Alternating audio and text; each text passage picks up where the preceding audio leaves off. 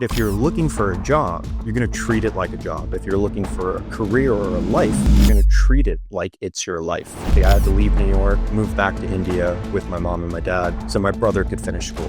She gave me the option. She's like, look, you can stay here with us and finish out your college and then figure out your life. Or let's stop your Indian college. I'll buy you a one-way plane ticket back to New York. I'll give you $500-$600 and you go figure out your life for yourself. Arman Advani is the director at Link Graph and Search Atlas and a leading voice in AI-powered SEO. He's all about smart strategy, fast growth, and making search work harder through automation and innovation. I didn't know what this was. I prepared for this, but let's just put all that to the side and let's connect on a human level. Then I guess he saw something in me and he was like, look, I know you don't really know this industry, but you can learn it. Selling SEO, especially to small businesses, is relatively easy because everyone wants more clients. Everyone wants more visibility. Everyone wants more foot traffic, more product sales. The challenge is the fulfillment. The challenge is the retention. The challenge is the actual generation of the delta, right? The difference between where you started and where you are. How did you start this SEO journey? So in this episode, you're going to hear from a good friend of mine, Arman. Arman has absolutely revolutionized the work that we've done here at Sites at Scale. And the reason why is because he's taken what was such a small SEO division of our company and has made it, our product called the SEO Ninja, one of the most powerful things in our business as far as a product goes. And that's because he's taken and he's helped build with Monic an agency from 0 to 6 figures to 7 figures to now to what is an 8 and 9 figure business. And he's been able to do that across multiple different companies because of the power of his platform. Nobody knows SEO better than Arman, but I really wanted you to understand his backstory, his personality, the way that he kind of goes about learning about this stuff just to kind of get in his head, because you're getting into a head who's somebody who's the kind of second and satisfied part of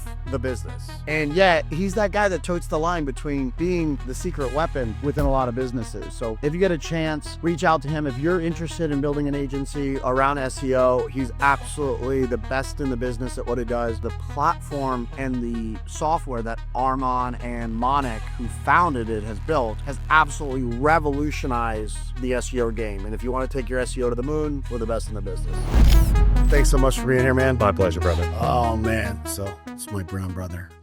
Yes, sir. We got to kick it off good. We're doing So you are, you remind me of a statement that was made to me by a really good friend of mine years ago. And he goes, Cav, there's a fine line for being somebody's secret weapon that helps them get to, where they want to be, and being someone's dirty little secret.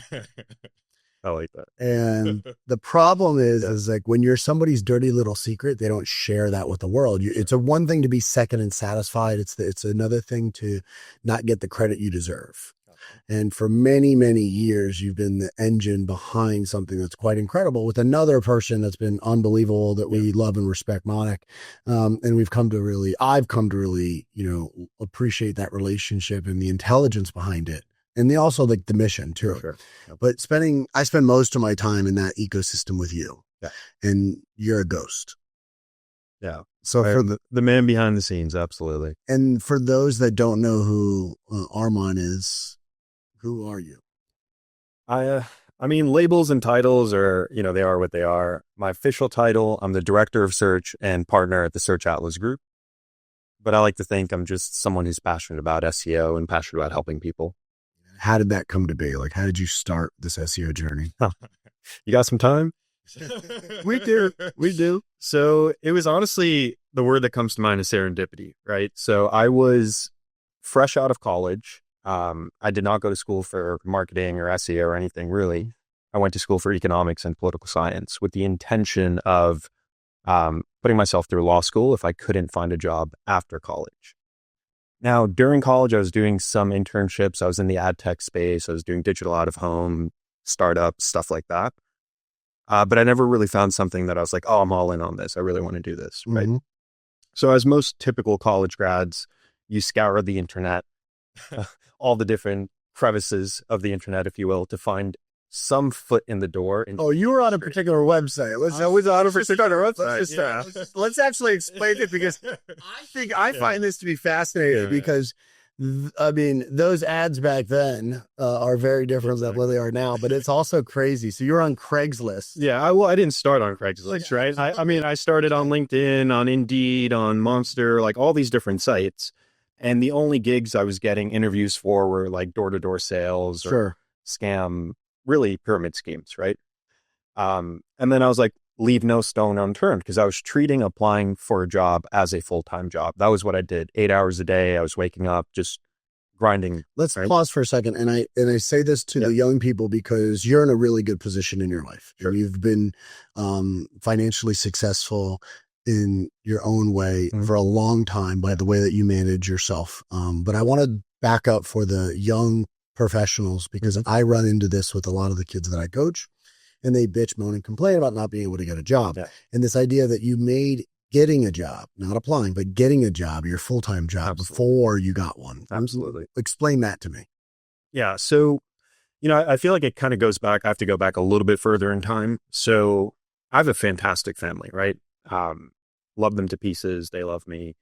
But sometimes love doesn't pay the bills, right? Mm-hmm. And we had some financial hardships right as I was finishing high school. So I have an older brother. He was already in college. He was upstate New York dorming.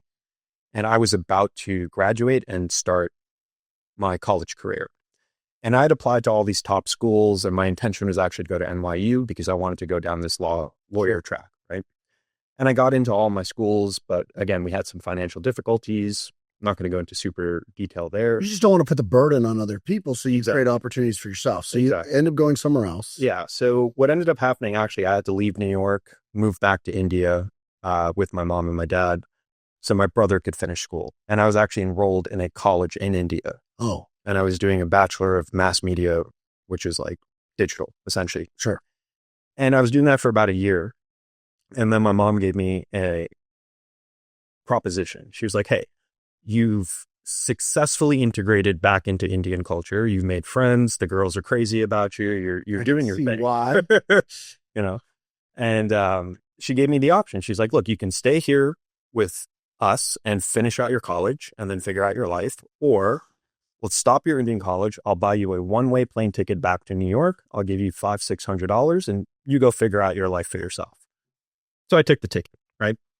Now at the time I was fortunate enough to have some friends that let me like couch surf and, put me up until I could get on my feet. Mm-hmm. So I went back, staying with some friends, and got a job waiting tables, saved up some money, got my first apartment.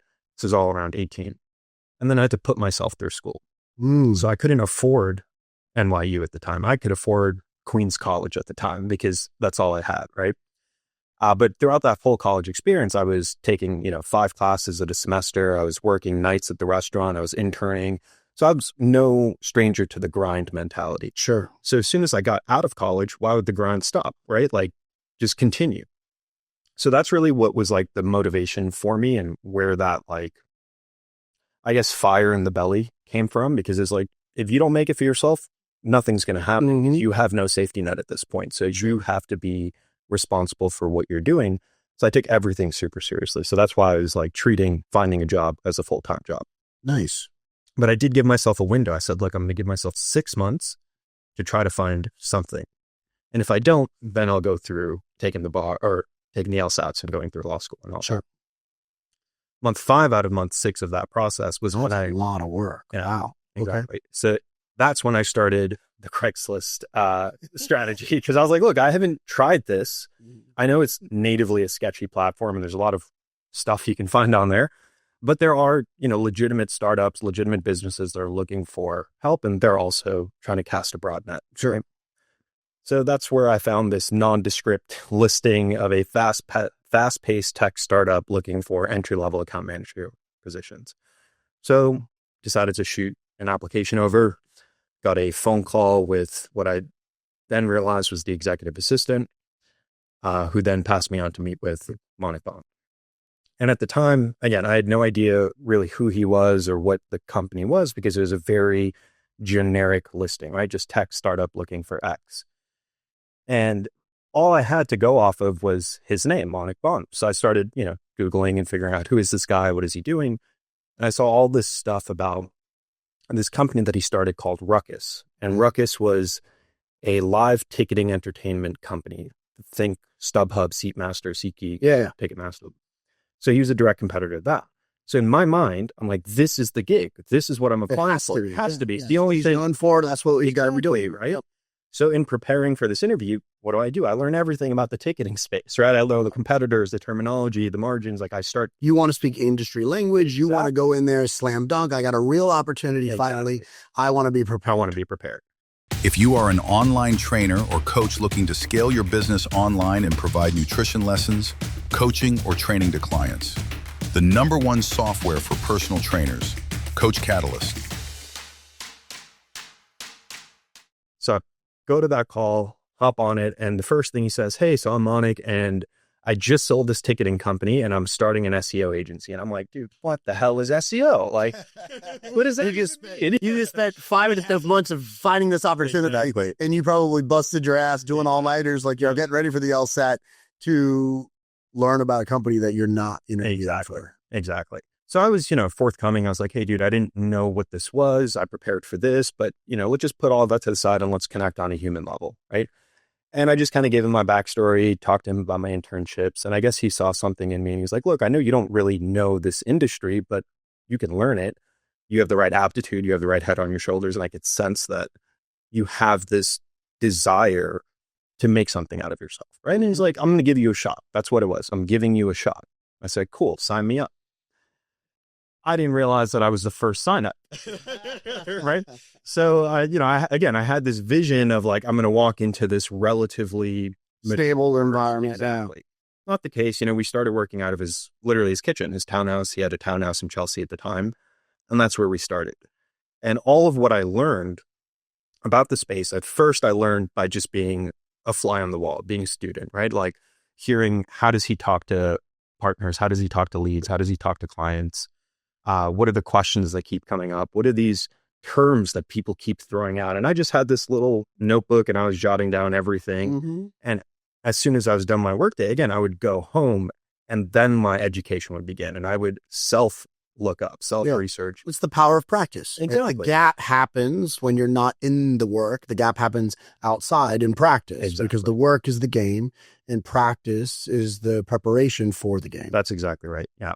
And I think a lot of it comes down to your mentality, right? If you're looking for a job, you're going to treat it like a job. If you're looking for a career or a life, you're going to treat it like it's your life, right?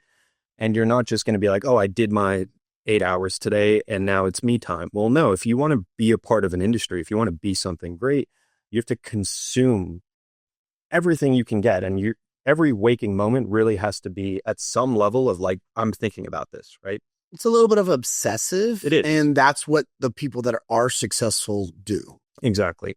And I think part of the reason that came relatively naturally for me is because I was obsessive about skateboarding, right? So growing up in New York, it's literally the concrete jungle, right? Every building, every parking lot, every basketball court, there's something as a street skateboarder for you to engage with.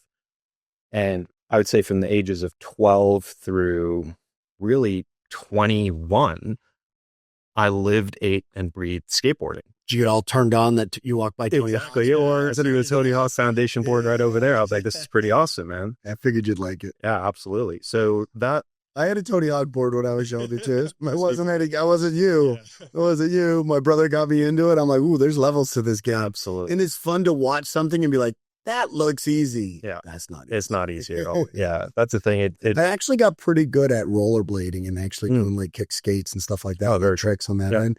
I could run rails and do a bunch of fun stuff there. Very But I made money I grew up in Miami, would go to the dollar store and you go to all these like, in the area where I grew up is predominantly Miami has got so many different like segregated subdivisions. Sure. And where I lived in is an area called unincorporated Dade County. And what that means is kind of like a melting pot because traditionally, if you guys look at like the segregational structure of Miami, the way people then come to like live in, you got your Haitians, your Puerto Ricans, your Cubans, your blacks, Sure. Your Jewish community, like they're very much like community oriented of where they are. Yeah. And this is basically kind of like a mild melting pot, right? Sure. come from a Cuban, Puerto Rican, Irish family. I'm born and raised in Hialeah. So long story short, we would go to, once we got into the skateboarding, got into the fun stuff like that, we would go to the dollar store, buy the religious candles. Yeah, the Jesus wax. Yeah, no, I got Virgin Mary. Virgin Mary on there. I leave the Jesus on there. I got Saint whoever on there. Right? That's and I would buy them, put them in a bag, crack the fluorescent out. Dude, that's exactly right. And then I'm like, all right, now I'm gonna really piss my mom off, and I would take a pasta pot. Sure. I would boil them, and then I would put them in basically trays. Oh my God. And then I would sell them at school. Wow. To all the people that were like knucklehead, right. Basically all the people that were just, losers on skateboards. Oh yeah. Which basically what that was in that kind of degen environment. And, it was kind of cool. It was like, this was like the thing this is how we were cool, even though it was it. And I would just do it. I would just like package them and sell them out. Yeah, that's really funny. That's really funny. My little genius camp. I was talking with Chris earlier. I was like, we definitely felt bad for like smashing Virgin Mary's face for sure. But like once you rolled it out in the blag, you felt pretty good. Exactly. So you did that. And then, and there's a lot of lessons in like actually figuring things out and trying things that are working and breaking when you're skateboarding because of the failures. Like you will fail and fall more than you actually will succeed. Oh, absolutely. Like 95% of the time it's you're bailing or slamming or something like this to get that. I would literally spend all day trying to get one trick down one set of stairs or on one rail. And it's a very, as much as you're skating with your friends, like you're going out to the spot or to the park with your group. But once you're there, it's a very individual sport. Absolutely. Right? Like your successes and failures are 100%. Nobody else did that. Nobody else did that. Exactly. They maybe rooted you on. They maybe hyped you up by landing their trick. And, you have that energy sharing, right? But the actual doing it, learning it, feeling it, mastering it, it's all on you. If you are a small business that believes that you are better than your competition, but you are not recognized for how good you are, and you want to build your brand and drive attention, need a brand new website or want just general help on marketing? Sites at Scale.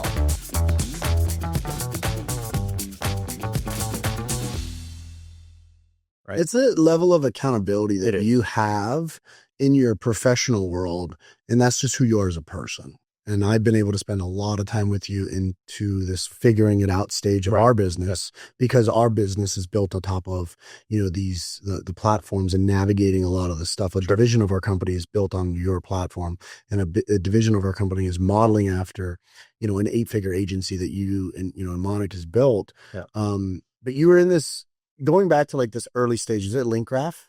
That was the second or third incarnation. So you have different iterations. So that's part of it too. Like this figuring out the brand, figuring out. But that's what that is today. And then Search Atlas today is basically the engine that a lot of these so-called secret weapons are built on. And my goal with you is to not get you be a dirty little secret, right? Tell the world how amazing you are, how amazing this platform is. Because a lot of people, they look at other platforms and they don't want to share it because they feel like there's too much competition. But in reality, what we have been able to do with Monik and yourself and the team is this collaboration, because we serve a market that you guys have long surpassed. We are in the small business space. You guys you're in the SMB, but more in the medium to larger, bigger company environments at the enterprise level. And now what you do is you support agencies at the SMB level so that you guys can scale. And the platform's absolutely, it's growing like wildfire. It's really unbelievable how crazy and quick you guys have been able to innovate and grow, which is inspiring. But what was the earlier days of this? Because you guys built the platform that you needed. Exactly. Yeah. So Search Atlas was really born out of a necessity, right? But if we back up to, let's say 2016, 2017 is when we really first started everything. We had a very simple go-to-market strategy. We didn't approach this space and say, hey, let's be the biggest digital marketing agency on the planet. No. Right? If you go broad and shallow, you're never really going to penetrate anything, right? So our idea we hear that you like to go deep. Absolutely. They like to go narrow and deep, right? And that's really where you should start, right? So for us, we did we said, okay, there's this space called digital marketing. Under digital marketing, there's this bucket called SEO. Under SEO, there's all these different things like on-page, local, technical, etc. I want to break that down. So our office is inside of the Google building, inside of Reston. Okay. One of my good friends happens to be a very high-end executive inside of that environment, that word of that company. Sure. There is not an SEO division inside of that company. SEO does not exist as an entity, as a division inside of Google. It's all of what it does. Yeah, exactly. So this is the fascinating thing is people are like, I do SEO. What the fuck does that mean? Right. And because it is so big, whether it be technical SEO, on-page, off-page, PR, exactly, relationships, domain, power, all of these things that you guys build up. People think like, oh, well, there's a one way of doing it. Like, no, there's a lot of ways to get there. It will always change. And as long as you're on the forefront of these changes and are able to ride the wave, foundationally, here's what we know to be true. If you are going to intentionally search for something, it will be on the internet. And which means it will always be there. Absolutely. The tactics and the strategies and the approach to it, that may change because there's so many different things that are out there. But that evolution won't change when it comes to the psychology of intent. Because if I'm interested in looking up something, you're going to find it on the internet. That internet may be on a computer, on your phone, on a watch, it may be in glasses, it may be injected into your head one day. But what we do know is that if you're intentionally looking for something, you will find it. Yeah, absolutely. Absolutely. And that's, to your point, that's what Google is setting out to do, right? It's setting out to create a record and a taxonomy of all the websites and web pages that exist on this planet. And it's trying to sort that information and present relevant results to people that have specific queries, right? Or questions or solutions they're looking for. Now, the mechanism by which those results are filtered and disseminated up, to your point, is going to be evolving and has been evolving over time, right? But when you get back to like a first principles thinking, it's like, what is the goal? What is Google trying to do? They're trying to service the end user by providing them with the most relevant resource or set of resources that help communicate or satisfy the intent behind the initial lookup. Yeah, because you have three parties in the Google relationship. You have Google, you have the ad media buyer, right? Yep. So the business that's basically wanting to be seen. And then you have the end consumer that's searching. And at any point that relationship shifts too lopsided, then you lose this person, which is the most powerful person in the equation.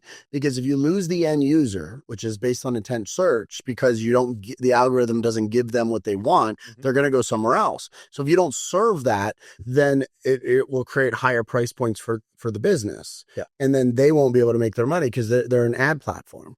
Absolutely. And, Google buys and shuts down companies faster than they, they do anything else. Absolutely. Because it's not worth the cost, right? When you think about it, like I would love to be the charity case of Google's, graveyard shift, right? Like when they have their graveyard of companies that they just say, I was like, cool. You know what? It's not worth you to run a $12 million company. Send it over to me. Maybe we could do something with it. Right. But there's something to be said about Google always focused on the end user and making sure the relationship between the business and the end user is always in play so that there's value there. Yeah, absolutely.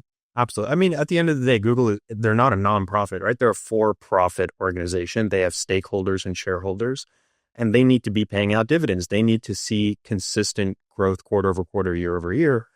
And the way Google monetizes its advertisers and end users, again, that changes over time.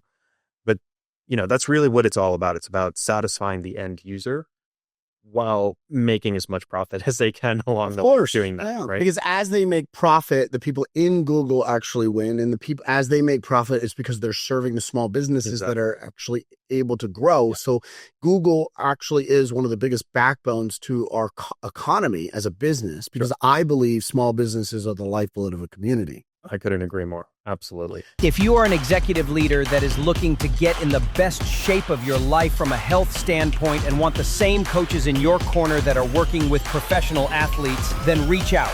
Athlete HQ. So you take that, you guys are building these platforms now, and there's Search Atlas today is very different than when Search Atlas started. Mhm. Take us back to the beginning part of that, where it was actually there just to serve you and Monica and the team to do a better job. Yeah, for sure. So again, like when we first started, our go-to-market strategy was actually to be a white label fulfillment provider for other specialized agencies. The bigger boys. Yeah. So we were targeting paid media agencies or web design agencies that wanted to offer SEO as a service, but didn't want to incur the headache of building that department and internalizing that service offering. Yeah, because most of SEO agencies suck. Yeah, most SEO agencies suck, or most mature design agencies don't have a robust SEO offering. So they typically refer out or they resell under their brand at a markup. Yeah. We did that at the NP digital level, Right. Like when we were first kicking off, because it wasn't supported, obviously with, having like the big brand and the big name, if we were pushing that into market, they did all the service behind it. Then it got to the point where our team was able to kind of overtake the delivery to where we were delivering a significantly better product, and there was much better margins, but it was also because we had a direct relationship with the end user, which is the small business owner. Absolutely. But in the beginning, we were actually, when that was a need in the business portfolio, we were just being fulfilled by NP Digital. Exactly. So we went through the go-to player. Yep. So I thought that gave me confidence that we were ethically doing it. That gave me confidence to know, like, hey, they're going to be on the cutting edge because it's always changing. Absolutely. Could we actually handle that? Fast forward where we are today. Thank you very much. Not only are we on the cutting edge, but we're also setting some of the trends. Absolutely. And, I think this is true to probably every agency out there, is like selling SEO, especially to small businesses, is relatively easy because everyone wants more clients. Everyone wants more visibility. Everyone wants more foot traffic, more product sales. And as long as you're a reasonable salesperson, it's super straightforward to communicate that value, package it up into a format that a business owner can say, yes, I want this. Mm-hmm. The challenge is the fulfillment. The challenge is the retention. The challenge is the actual generation of the delta, right? The difference between where you started and where you are. And that's what most people struggle with. Early days, we struggled with it too, right? Because we didn't have enough human capital to fulfill all the different components of a truly holistic digital strategy, right? So let me just unpack this a little bit. When we first started, we did not offer a holistic SEO service. We were predominantly a off-page authority platform, like service. We were doing backlinks. So no technical SEO, just PR based. Exactly. Okay. We were doing the off-page link building side of things. And when we started working with brands directly, we would pump them with high quality backlinks relevant to their industry. And we would see this positive uptick, but almost always we would hit this plateau where links are only taking us so far. And eventually we start to slide back down. We said, okay, what are we missing here? And then we started evaluating the substance of the content of the pages we were pointing these links to. We said, okay, like the links are good. The links are not the problem. The content is the problem. So then we started hiring writers and looking at writing software, started to improve that. And lo and behold, the same exact thing happened. We would see this positive uptick. And again, you hit this glass ceiling and you're like, well, what's the next thing I'm missing? Oh, well, the title tags are terrible. The site is really slow. There's not a single line of schema or structured data on here. There's zero internal links pointing to it. I say, okay, we've got the authority, we've got the content, but if the technicals are so underperforming that Google's having a hard time even ingesting the content on this page, we need to address the technicals, right? So everything that we did, there was a very natural progression to how we offered that service. We said, let's do this one thing. Let's see how far it can take us. Okay, it's capped. What's the next thing that we need to do that's the most impactful, right? So we went from authority to content to technicals. And that was really like the golden ratio, right? We were doing really good content, really good authority, rock solid technicals. And now we were seeing consistent rankings and holding. Mm-hmm. What were we missing then? The mousetrap, right? We did not have a sophisticated way to design and develop good forms, good funnels, good landing pages. So we were getting all this traffic, but the business was still saying like, hey, yeah, I'm getting traffic, but my phone's not ringing. Or I'm getting traffic, but I'm not getting clients. And all the business cares about, they don't care about your rankings. They don't care about your impressions. They don't care about these vanity metrics. They care about their bottom line. And if you can't help them impact their bottom line, then they're going to fire you. Yeah, they're going to be sure. They're going to exactly. So that's when we started working and building out a design and development division or CRO division. Sure. that then allowed us to become a truly holistic shop, right? Where we say, okay, now we have authority, content, technicals, and that user experience. And that became our 4 pillars of SEO that we always optimize for. So we're coming at it from a different angle, Yes, because exactly. Our agency started from my sports background, this idea that I was the dirty little secret. Yeah. And instead of being somebody's secret weapon, I wasn't known for that. So that I had to build a creative side to then build my brand. Right. Mm-hmm. So we build my brand, we build these incredibly talented creatives that are just like, they're just fucking cool. Like, just say whatever you want. Like, yeah, they know how to do Adobe. They know how to do video editing. They understand, certain trends and everything else, but they're just a bunch of cool guys with a bunch of, like, I joke around, but they're just a bunch of bad news bears. They just know a bunch of cool shit, and they just make things look cool that aren't so sexy. Absolutely. And so we started from the creative side, design, right, which is really important. Then we did the acquisition to acquire the website development company, so that now we're rolling into the technical side. Sure. So then we don't have this SEO arm because we're doing the on page. We're not doing the off page. So we started on the opposite side. We're starting with the fundamentally sound technicals. Yeah. And the way that we look at a website, like to build a $1 million brand, to build something that is like significant value. Sure. If you want to bring your professional grade studio on the road to record high quality content, Go Box Studio. You need to have the hub of your business be an area where anything comes into it. So if they hear you on social, if they hear you on a radio, or if they hear you through a friend, and then they go to it, that it's a 24-hour solution that is like an employee that is always saying the right things, that's always talking to the right people. It's your most valuable front desk person. It's your most valuable PR person, and that's your website. Mm-hmm. So to build a highly successful $1 million website, you need 3 components. You need SEO, because you need people to create awareness, both on page, and then you need like out to the world, signals out to the world, not noise. Yep. And you need to be sure technically it's sound. Then you need CRO. Once you get there, there's a level of like conversions that are very clear, that like every step of the way, we're looking at each conversion metric. Yep. And that's copy primarily.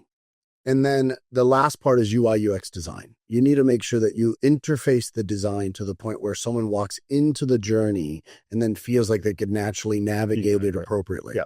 And the way that we look at that is like brand is everything, because we come from a creative background. We come from like the cool factor. So we start everything with brand. Because if you just have a funnel, if you just have a product, that's not a business. I agree. So your brand is your business. Absolutely. The second thing is attention. You need to have signals, not noise. Yep. You want to be loud, but you don't want to be annoying. So the way that you're being loud and not annoying is that you're providing value. How do you provide value? You give things that are useful. Yeah. And you're saying the same thing repeatedly over and over and over again in a different way, in different platforms to different people. Nice. And one of the things that you need to like tell your story to is the search platforms. Yeah. Because if the search platforms are confused, then you don't get the attention that you need. Exactly. So that means that your Google business profile set up properly. That means that your website is indexed properly. That means that your sitemap is actually, submitted properly. That means that, every one of your names and addresses and phone numbers are accurately deployed across everything, because that means that you're sending signals that are clear, not noise. Yeah. And that is about being loud, but not annoying, because it's valuable. And then what you're talking about right now is the second piece of the AAA framework, which is attraction.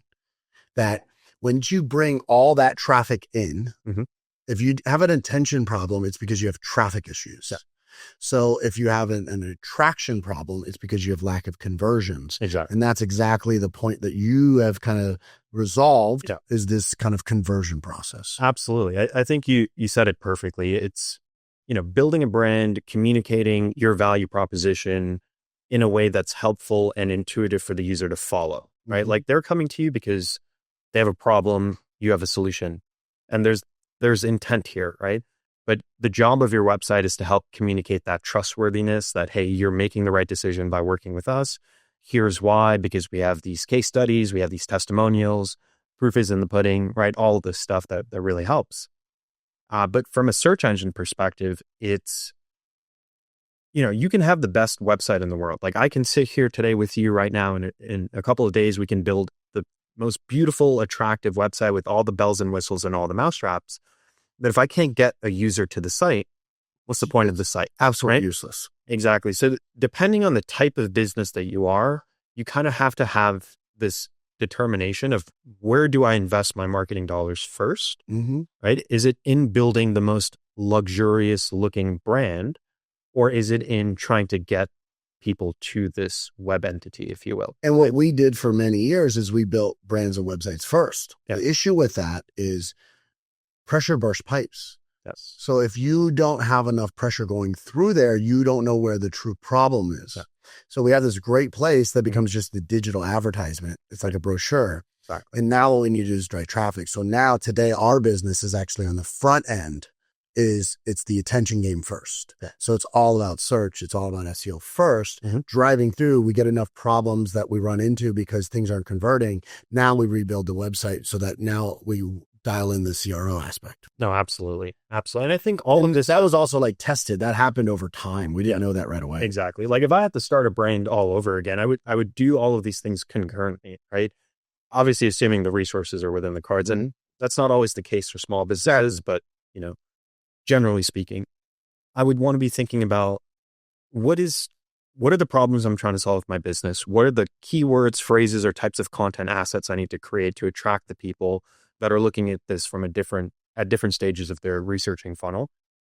And then I'm going to use that data to help guide the wireframe or the outline or the skeleton, if you will, of what my new web entity needs to look like. Exactly. And then I'll leverage the best creators and the best designers to bring my vision to the screen, right? But it always starts with the data that's helping us realize what is the potential and what piece of the pie are we actually fighting for in our respective industries or locations. Yeah, because it's what is your market and how much piece of your market do you want to have? Exactly. You want to get away from this idea of the industries or the market as a whole, because the sliver for where you are able to serve your clients needs to be so dialed in that you speak to the right person. Absolutely. And you start to build these solutions internally so that it could serve the customer, so that you could have this ability of scalability, because you have to bring on the people that were already industry experts in SEO, and then they would be doing the grunt work versus you build these softwares that are able to deploy. Yeah. And then that scales that agency. That agency is an 8-figure agency, is doing really well, working in the white label, big ticket space. Yeah. And now Search Atlas gained some traction. Fast forward to auto, fast forward to where we are. Well, so let's back up a little bit. So that is how Search Atlas was born, right? Like once we reach this critical scale of, okay, now we have this holistic agency that's servicing both brands and other agencies, and we have divisions under us now. We have a whole team of content people. We have a whole team of, outreach people and technical people and designers and all these things. In order for us to implement what we were doing, we were very reliant on third-party platforms and tools, right? We had specialized tools for specialized problems. And not only was that expensive, but it was hard to have this cross-department collaboration, right? Because what content's doing over here in this tool is wildly different than the Figma design that the designer's doing over here, which is not speaking at all to the off-page strategy or the technical strategy, right? And all the datas are siloed and everything. So what we decided to do was build a platform for our agency to streamline everything that we were doing, to have this cross-department collaboration, to have one single source of truth for all of our data, and to leverage automations and ultimately AIs to reduce the amount of, again, grunt work that our team is doing. Absolutely. The AIs and the technology are not deriving the strategy for us. No. The strategy comes from the top. AI is going to only be as good as it inputs. Exactly. Yeah, exactly. And so the idea is not to replace the humans behind the scenes. The idea is to give the humans superpowers. So what's taking them a month to do, we can compress that into a day. Yeah. And I think what's really cool is, I actually get a lot of flack for this because, having a 100+ person team, we could probably run the business with 20 people. Oh, absolutely. We probably could. Absolutely. But it wouldn't be the mission that we're trying to achieve. Sure. And I get a lot of flack because everyone's like, you're crazy, you're wrong. And maybe I am. But they say you need to be an AI first agency. You need to be an AI first company. And we're not. We are a human first company that is powered and super powered by AI. Absolutely. Because if I could make somebody so powerful, I could collapse time for the individuals. As a leader, as a coach with an athlete, I collapse time for their career. Yeah. Hopefully not their actual career time, but the ability to achieve their goals. Absolutely. For a agency, you guys collapse time. For us, speed to learn, speed to understand what's going on, fixing problems. You collapse time. Amazing. For our staff, if I could collapse time from the grunt work, the repeatable work every single day and decrease errors, I just have given them a huge blessing. Absolutely. And it needs a human on top of it for the level of oversight and accuracy to deploy, and making sure that the communication creates collaboration to actually combine that with distributing all of this work so that it all is aligned with the overall vision of that individual brand to the business that we serve. That's it. Absolutely. Absolutely. I think, when we started working with you guys, you had you still have a really large team. It's a lot of people, where I think you guys can kind of reposition a little bit is with the structuring of how you're organizing your pods within that organization, right? And not letting everyone do what they want, but having very structured leaders and strategists, followed by content, followed by the proverbial grunts, right? But essentially that is the thing that helped us really reorganize our business, because I was talking to Monica about this literally the other day, and we were looking back at our pod structure in, let's say, 2019 to 2020, and then looking at the pod structures and how they are today. We cut out significant bloat within those structures, which allowed each essentially pod to manage more accounts, to have more profitability per pod, right? And instead of scaling our organization horizontally, we're able to stack it more vertically and get more people. And we have a vertically vertically integrated organization using the Agile system. Alex Petty came in and became our change agent and transformational coach on both on the entire structure of the business, but also from the actual technology side. His background in AI and his background in innovation has been proven aligning with the Agile framework of transforming teams. And someone that's doing this for $1 trillion organizations could easily do that for us. Absolutely. So the cool part about our organization is today where we are, the infrastructure as a company it scales and your stress scales too. Now where we are today, like an accordion, as our infrastructure needs to expand or contract, it could scale accordingly, but not our stress with it. And I think what's fascinating is we don't have an agenda to be a $1 trillion company. That's not our goal. We don't have an agenda to be a $1 billion company, but our agenda is to support local businesses so that they can do what they do best. And experts, authors, speakers, coaches, brick and mortar facilities that provide things to the community based upon whatever it is that they offer. We believe that they support so much of our economy because it supports our kids and everything else. And I want to be able to make sure that they could do what they do best, and we could be a digital partner. In order for that to happen, then we need to be able to scale with the opportunities. So Alex has set up the technology and the infrastructure for allowing us to scale. You guys are the tech platform that allows us to scale as well. Sure. And when you combine those things, the powerful platforms like ClickUp and Search Atlas, with our systems, what we end up having is this amazing, relationship between our teams and our business infrastructure and our tech stack as well. No, absolutely. I mean, the thing is, I've had the pleasure of getting to know you over the last 2 years, I would say 1.5 years. And quick, by the way. It goes by really quick. We have a lot more gray. I do, right? A lot more gray. I told you, this happens. It was a great year, but it definitely affected you. It takes your toll. It definitely affected you. Yeah, but what I see from you in terms of your vision and your leadership and your ability to bring in the right people to help you solve the complicated problems, and not having that ego and saying I'm going to figure this out. I'm going to do this 100% by myself. No, it's you are collaborating with seasoned experts in their various regards. And that is what's helping you guys make the moves that you're doing, right? Mm-hmm.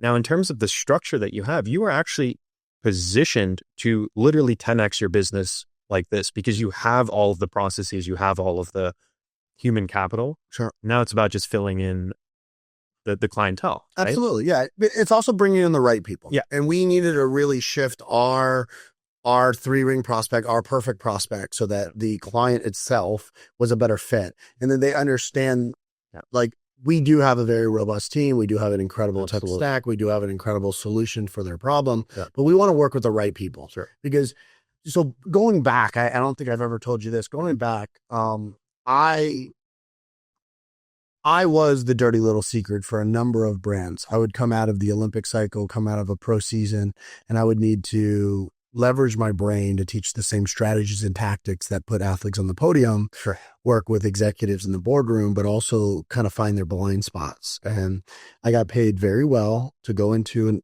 short relationships to turn the key a little bit in the right way.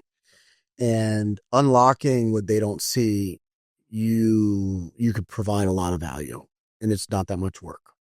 And what I was doing is I was bringing the strategy to some of these brands and companies, and then we would hire other agencies to fulfill the work, and they would do it. But we needed a fulfillment partner. Most of these agencies are just trash. Yep. And I got really tired of that. So we ended up building it. But that type of work, the strategy work, the big stuff, I mean, those are 6-figure agreements minimum. Absolutely. Yeah, I wouldn't play with that. And a small business could not handle a 6-figure strategist to come into the business to fix it when they're not doing the fulfillment. So the fact that myself and Kane and people like you, people like Monik, people like Chris at ClickUp, people like Emmanuel from Stack, the people that are the best at what they do, like they are at the pinnacle in the industry, like the industry leaders. We talk about me learning brand and business from Gary Vee, and as far as like getting out there, like you're learning from the best. Right. Like in my work as a coach, if I have a physical therapist that needs to come in, or if I have a chiro that needs to come in, am I going to just bring in everybody? Because unfortunately there's a bell curve to business, and the average sucks. Average is not the enemy. Average sucks. But it's at the elite level that there's another deviation, and I only want to work with the best. So I work with the 1%ers. I identify them. I seek them out. And when there's the right timing and the right fit, you work together. If they're good people, you can do some really cool things. So, absolutely. I'm excited to be a part of this journey with Search Atlas. I'm excited to be part of this journey with you and Monik, and watching kind of like, it's really cool. You see Monik's wife take over the brand. You see the cat be part of, you see Voodoo. Shout out Voodoo. Yeah, that's right. Voodoo magic, baby. But you see those pieces. Yeah. I also see this, like, I like the fact that I get to be a part of something, that will probably change the web industry. I don't think that I'm going to do that. My company doesn't have that mission. My mission is to support the individual expert. And going back to what I was saying before, I was somebody that was doing the strategy for these companies and blowing them up in a good way, where they were becoming really popular. Sure. And then we started to pull the curtain back, and we realized that it wasn't all what it was said to be. A lot of these businesses weren't that good. Right. A lot of these people were trash, and I didn't want to work with them. So we became our own fulfillment partner. And as we built our own fulfillment system, as we own delivery system, now we can actually choose who the right client is. So I don't need to 10x our business today. What I need to do is I need to grow at a rate that we could help our customers grow too. And if we could do that, we will win, and it will be very, very satisfying, because it supports the lifeblood of a community, which is a small business owner, and you support those entrepreneurs. But when you do that, it supports our goal as a small business, because everybody in our team and our staff has their goals, and we want to build a big enough pot to where every one of their goals fit inside of it. No, absolutely. And the way I kind of see it is you're like the agency owner relationship to the end client is like you are the helper helping the business, right? We are the helper helping the business, right? And that's how we have the impact that we do, right? Is because if we try to do this one business at a time, one client at a time ourselves, what are we going to do? Impact 0.00001% of the market, right? But if we can help the agencies that are already out there helping their communities and their respective clients, Yeah, you're scooping up those cohorts and those developments, which is really exciting. And I think it's really cool too, because we get to collaborate with what we need, and then you end up building it, right? And if we were to do that, it would be a whole nother thing. We get to be a part of this growth, and I want to shout out to it because I think it's something that it's going to help us grow. And you built like SEO Ninja as a product, is built on top of incredible strategy with incredible technology, with incredible people that are deploying the work. And, we could really help people. Yeah. So I just want to say thank you for that, because it goes a long way. And you've been a huge part of investing in our team. And that's why investing into Search Atlas from the standpoint of our commitment to stay, when there is thousands of other platforms, there's hundreds of others that are out there. There's some big players in the game, but like, there's something that's fun to see this thing climb to the mountain. Right. No, absolutely, man. Absolutely. And, just generally speaking, like there are subscribers and then there are partners. Yeah. Right. Yeah, that's true. And I always think of you as a partner, and it's definitely a reciprocal value exchange, right? Like we spend a lot of time just one-on-one in calls and training sessions, more time shooting the shit than actual work. Exactly. Yeah, I always tell my creative staff, like, guys, you could go like D-Rock style, Gary V, and you could videotape me for a day, and guess what? You got about an hour of really good content. Yeah. But if you spend an hour, 2 hours with me in a meeting, you probably got about 2 to 5 minutes of video.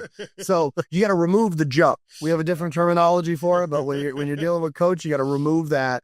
And we have that same relationship, and I think it's fun. But what's really cool is like you're serving the people. Yeah, absolutely, man. Absolutely. I want to move to, where do you think the future of SEO is going, and where do you think that all of this stuff is integrated? AI is changing faster. I kind of have this like 100-day kind of rhythm. This is completely anecdotal. I don't know this, but what I'm seeing is about every 100 days today. So going back to probably when after the first 6 months of OpenAI released ChatGPT publicly and then started to gain traction, after that first kind of 6-month window, every 100 days, you're starting to see more work happen and more advancement than all of before. Yeah. And you're seeing these iterations. Google's slow to roll things out, but when they do, they get it right. Yeah, agreed. And sometimes there was like, oh, Google's going to get left behind. Google's going under. And then you're like, oh shit, this thing just got released. Gemini Workspace. This thing just got released. Oh my goodness. So I want to know your take on where's the future of SEO, and is it one of those things where maybe people are better to slow down to speed up, or maybe they should try to learn everything all at once and then move forward? What do you think the direction is of the future of SEO? Yeah, I mean, honestly, there's a lot of ways I can approach answering that question, and let's first talk about how's SEO already changed, right? So if we look back, let's say 10 years ago, one of the strongest ranking factors that existed at the time was your off-page authority, right? Simply, how many backlinks do you have? What's the average authority of them? That's what's going to determine who gets position 1. And that was considered your domain authority, right? Yeah, your domain authority, your domain rating, these are analogous terms for the most part. But Google very quickly realized that this ranking signal is very easily manipulated. Yep. And it's very gamified, and off-page authority became a commodity. So Google said, okay, if this is so easy to fake, then how do we combat that, right? So they went down this whole thing of link span detection and evaluation criteria. Cool. What did that do? That shifted the market from quantity of links more to quality of links. Sure. Right? So then it became not so much how many links you had, but what was the relevance and the validity of those links. Then a big shift happened, and it was called the helpful content update, right? And Google said, look, you're getting links, you're ranking well, but the content on your site is misleading, it's harmful, it's potentially absolutely wrong, it's a blatant lie. Or there's just not enough substance in your blog and your service page to justify helping the user. They don't want propaganda to be powerful. Exactly. So this whole thing, shifted to making content becoming more important and authority, again, becoming a little bit less important, right? Now, fast forward to the days of large language models, where you can actually create content, high quality, useful, helpful content with relative ease, right? So now content is becoming a commodity, and it's becoming the access to the creation of quality content is no longer restricted by sourcing the best human writer and paying them a premium to craft your story. You can leverage AIs and editors to get the best output that you want. So as the cost for content production comes down, again, Google gets hit with this other conundrum of like, what is this? What is the next signal? And what we're thinking is actually two things. One is that the authority signal is actually going to start creeping back up in validity, right? Because as content becomes a commodity, Google needs this external peer validation that, industry says you're good at what you do. But the next thing I think is going to be really impacted by AI is the creation and building and management of web properties themselves, right? Because as, obviously chat-based content is one thing, but you have tools like Claude that are actually becoming fantastic software developers, right? And you can actually build pages and complex modules by just prompting them into existence, right? So that is one of the other areas that I think the industry is going to see a big change in. We're going to see, for the first time ever, platforms like WordPress, like Webflow, like Wix, like Squarespace, feel that fear, feel that shift from the market dominance that they've had over their lifespan. Well, because it wasn't, to be able to build a robust platform that integrated with so many different things and then work and then have a good CMS behind it was too difficult. Exactly. And now, you use Cursor and other environments and you could, build something pretty quickly. Absolutely. I challenge that statement in regarding where should a business or an entrepreneur focus though. And if they could learn to leverage AI in their focus of their skill, then they're going to be incredible. Sure. And if they could partner with somebody that is on the cutting edge, like yourself or like where we are, to where we can be understanding of the dynamics and collaborate around what they need to get their mission out to the world, then what will end up happening is they can focus on what they do best. Exactly. And one of the things, again, we kind of touched on this already. It's what the human should be doing, what the business owner should be doing is focusing on the brand, the story, and their positioning. Absolutely. Right? And let the AIs do the heavy lifting of the content, the building of the website, the building of the technology, right? But you still need that creative person, that creative team, that brand consultant to help take the vision in your brain and transpose it, whether through a human or through an AI, and get the output that you're looking for. Absolutely. Yeah, because the other thing too is most entrepreneurs are at some capacity experts at what they do, and they speak at an expert level. And the problem is the gap between them and their customers so big. And this is why expert entrepreneurs tend to get really upset about the guy in their local area beating them because the guy sucks and he's a douchebag. Yeah. And he's giving such shitty content, but it's not. He's giving content that's close enough to where the client is thinking, I could take that jump. Whereas your leap is at such a big level, they're not willing to take that jump. And it's basically information that is not useful to them. Information needs to be useful to the end user. And if it's useful to the end user, it's very valuable. You got to learn to speak their language. No, absolutely. And there are kind of 2 points that I want to touch on there. So one, I see this time and time again, where business owners and brands get married to their internal naming conventions, right? And saying like, okay, this product, like what is the product? It's a CRM software. It's a newsletter sign up tool, whatever. It has a definition that the public is going to associate with this product. Sure. But you're calling it, coaches, pogo stick, magic, whizzy, whatever, right? Like, it's like, dude, no one's searching for that, right? You spend all this time coming up with this cool naming convention for this thing, and it's layered all throughout your site, but no one knows to search for that. They're searching for the problem that they have. Your thing is trying to solve, right? And that's the thing. It's always about striking the balance between how do we want to position ourselves and how are people actually looking for this thing, and blending those two, right? I think that's a part of it that people miss out almost always. And the second thing? And the second thing is that, in my opinion, perfection is the death of progress, right? If you're waiting to do something and bring it to market, and you're only going to bring it to market when it's 110% perfect, you're never going to bring that thing to market. Get it going and get it right. Exactly. But if you don't get it going, it's so hard to get things right if you don't have momentum. Exactly. You're trying to move, like as a skateboarder, right? If you're going downhill and you need to cut a corner, you could do that easily. But if you're standing on your board right now and your job is to turn 90 degrees, like it's not as easy. Absolutely. You want to have some momentum to where, like, when you move, you can then pick up momentum. By the way, curving and cutting and moving while while you're turning builds up speed too. Absolutely. So you have both effects. You have the ability to kind of cut and curve to where that generates some momentum moving forward, and momentum makes it easier to turn.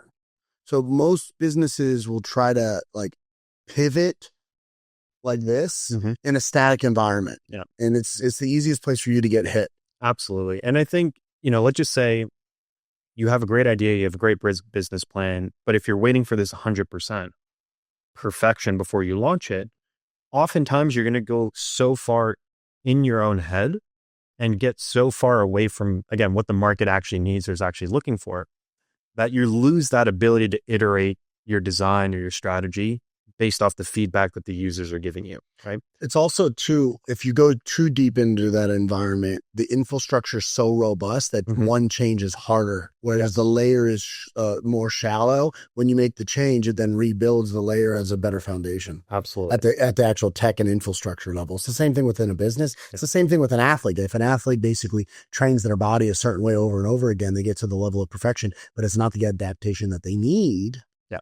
Then unfortunately you don't have that skill to reverse that. It's going to take a little bit longer. Absolutely. Absolutely. Like, I'm always of the mind, like, let's get it 80, 90% of the way there, bring it there, get users, get feedback, study the data of how people are interacting with this site or page or asset, and then let that data guide the rest of that iteration. We say it all the time. Data drives decisions. Exactly. Let's leave our opinions at the door, right? Like, we could argue all day of, should this button be blue? Should it be orange? Should it be green? Should the font be this? You don't know. You don't put it out there. Why does it matter what you think, right? Like, what do 80% of your users think, right? That's what you're trying to optimize for. So, well, I appreciate it, man. This has been huge. Some really good insights. I look forward to doing a little bit of a masterclass with you. I'm diving deep and getting into some real stuff. Appreciate all your help that you've done with me and the business and everybody else on staff.